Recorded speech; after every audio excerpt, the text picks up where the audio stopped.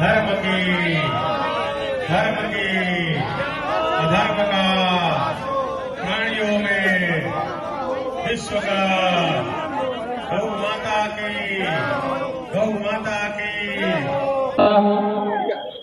आपको बधाई देता हूं कि हमारे बहुत से जगहों के जो है सुनने जागृत हुए हैं कि आप सभी को दिल सभी से प्रार्थना है। सबसे पहले एक जय घोष जो है वो पूरे जोश के साथ बोलिए जगत गुरु भगवान शंकराचार्य जी महाराज की, बोलिए समस्त साधु समाज। लेकिन ये दृष्टि विकसित नहीं की जा रही है, इसीलिए हम कहते हैं कि उसको माता कहो। और ये अंतर पिछले 4-5 दिन की एक न्यूज आप देख रहे हैं, कोई सिद्ध की जो है उसकी हत्या हुई और की बद्री विशाल भगवान की, भगवती राजराजेश्वरी त्रिपुर सुंदरी मैया की, गौ माता गुरवे नमः। खंडमंडलाकारं व्याप्तं येन चराचरं तत्पदं दर्शितं येन तस्मै श्री गुरवे नमः। श्री सद्गुरु चरणकमलेभ्यो नमः। ध्यानार्थे अक्षतपुष्पाणि समर्पयामि।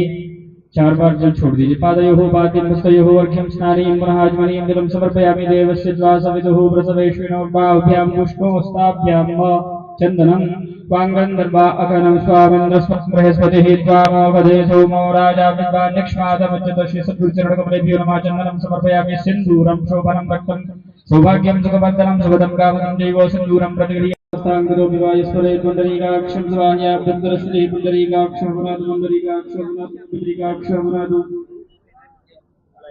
पृथ्वी मंदिर।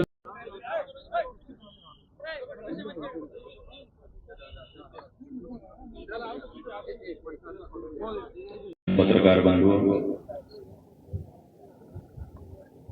आपका हम स्वागत कर रहे हैं। जैसा कि आपको विदित हो चुका है कि इस समय हम गौ प्रतिष्ठा ध्वज लेकर भारत के सभी प्रांतों में उसकी स्थापना करते हुए आगे बढ़ रहे हैं। लगभग 29 प्रांतों में गौ प्रतिष्ठा ध्वज की स्थापना करते हुए आज हम आपके जम्मू कश्मीर प्रांत में आए हैं। और यहाँ जम्मू में जो हमारे निर्मल स्वरूप ब्रह्मचारी जी के द्वारा संचालित श्रीधरा गौशाला है, उस पवित्र प्रांगण में जम्मू कश्मीर प्रांत के लिए प्रेरणा देने वाली गौ प्रतिष्ठा ध्वज की स्थापना हमने अभी थोड़ी देर पहले ही की है। हम ये चाहते हैं कि हमारे देश की जो एकता है उसको पुष्ट करने के लिए देशवासियों के मन में परस्पर के लिए भाईचारा बढ़ाने के लिए हमारी एक मां सुनिश्चित करें। क्योंकि कोई भी 2 लोग आपस में भाई या भाई बहन तभी हो पाते हैं जब उनकी मां एक होती है। अगर मां एक ना हो तो कोई परस्पर 2 व्यक्ति भाई या भाई बहन नहीं हो सकता। तो हम चाहते हैं कि देश में जो हमारा सौहार्द है उसको मजबूत करने के लिए, भाईचारा बढ़ाने के लिए हम अपनी एक मां सुनिश्चित कर दें। और हमारे देश के पूर्वजों ने पहले से ही गाय को मां के रूप में स्वीकार किया है, उसी रूप में उसको सम्मान दिया है। आज आजादी के बाद हमारी जो सरकारें हैं उन्होंने गाय को पशु के रूप में अपनी सूची में दर्ज किया है। तो हम चाहते हैं कि गाय को पशु सूची से हटा करके मां के रूप में प्रतिष्ठित किया जाए। जब गाय के बारे में मां का संबोधन औपचारिक रूप से मिल जाएगा तो लोगों के मन में गाय के लिए भी एक अलग तरह की भावना का उदय होगा और परस्पर के लिए भी भाईचारा गहरा होगा। तो ये एक परम पवित्र उद्देश्य लेकर जिससे धर्म का, जिससे राष्ट्र का, जिससे देश का, जिससे देश में रहने वाले जन जन का लाभ है, वो उपक्रम लेकर के हम चले हैं और आपके बीच में आए हैं। हमको बड़ी प्रसन्नता है कि जम्मू के लोगों ने बड़े उत्साह के साथ इस गौध्वज की प्रतिष्ठा में भाग लिया है और अभी भी इस संदर्भ में संतों के, महंतों के, विद्वानों के विचार सुनने के लिए यहाँ बड़ी संख्या में समवेत हो रहे हैं। इसी बीच आपसे बातचीत हो रही है। ये बात हमने अपनी तरफ से कही। अगर आप कुछ पूछना चाहें। सरकार है, हम इस तरह से नहीं देखते, क्योंकि आज हम इस तरह से देखें तब कल दूसरी सरकार हो जाती है। इसी सरकार के कुछ लोग आगे पीछे होकर के नई सरकार बना लेते हैं। कई बार ये भी होता है, बीच बीच में भी जनता नहीं चुनती है, फिर भी लोग आपस में मिलजुल करके पलट देते हैं मामला। तो कब कौन सी सरकार होगी कुछ पता नहीं रहता है। इसलिए हम ये नहीं सोचते हैं कि किस समय किस पार्टी की सरकार है, किस गठबंधन की सरकार है।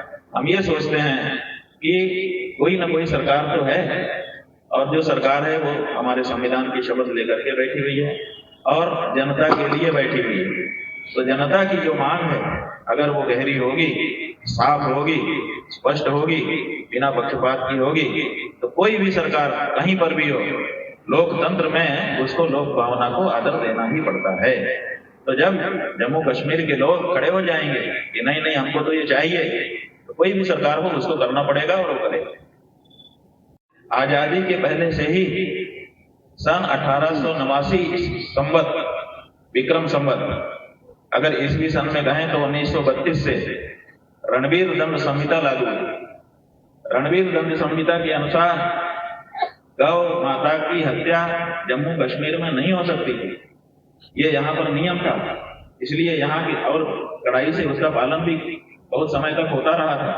इसलिए यहाँ की जनता के संस्कार में ये बात आ गई है कि हमको गाय नहीं मारना।